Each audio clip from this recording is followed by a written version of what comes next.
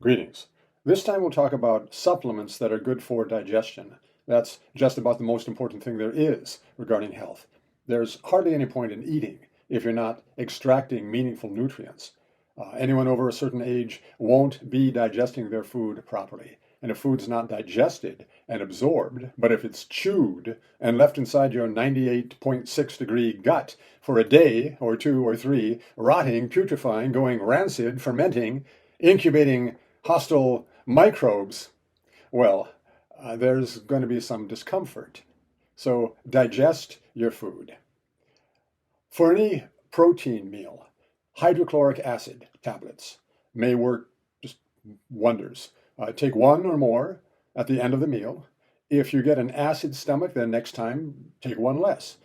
Pay the capitalists to do the work, the digestion, for you, because at a certain age there's just too much wear and tear and not enough repair.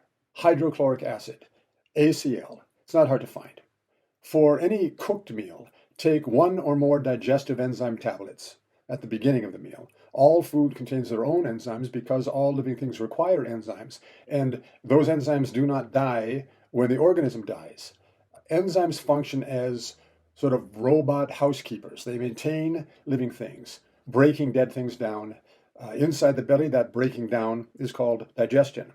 Now, you make your own enzymes, but it's so much extra work. Always eating cooked food has given Americans a pancreas 3 times larger than it should be.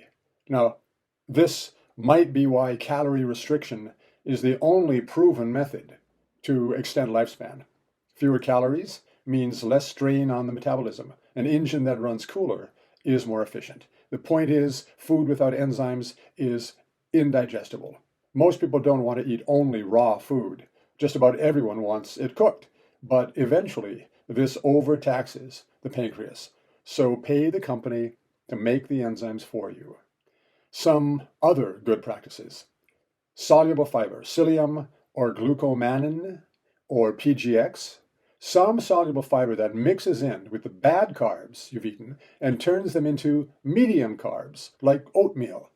It doesn't add nutrition, soluble fiber, but it slows down the sugar and it avoids the insulin spike that makes bad carbs bad. Take it with a glass of water. It's going to get gooey and it will take fluid from your own tissue unless you drink a glass of water. Next, probiotics. Something is going to live inside you. A common statistic is that 90% of the DNA inside you is not human DNA.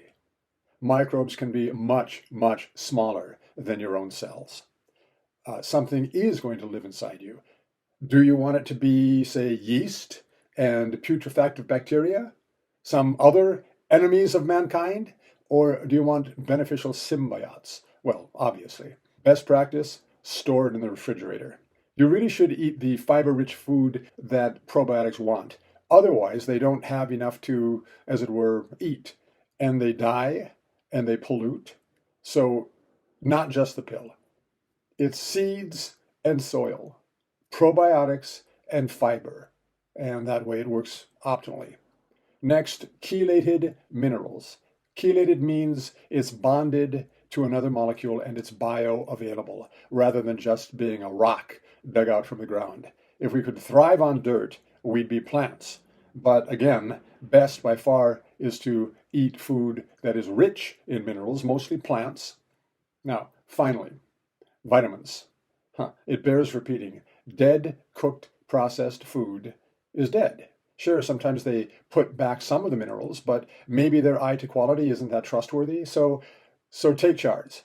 Vitamin B, C, D, they suggest themselves as needing emphasis. Lots of controversy about dosages, but an interesting factoid is that humans have a gene to make vitamin C. But that gene is mutated, it's broken, it's silent. And it's that way for all the higher primates, for guinea pigs, for some birds and some bats. For animals that make their own vitamin C, it corresponds to about 8 grams for humans. That's too many pills. So eat fresh fruits and lots of veggies. So, weeping bitter tears of regret after it's too late earns nothing. There are no guarantees. Sometimes the best possible outcome is pretty bad, but it's still the best. You want worse?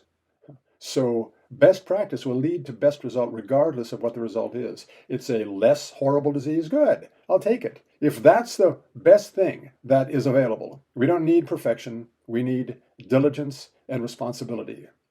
And with nutrition, that means responsible choices, maybe with some supplementation. Have a great day.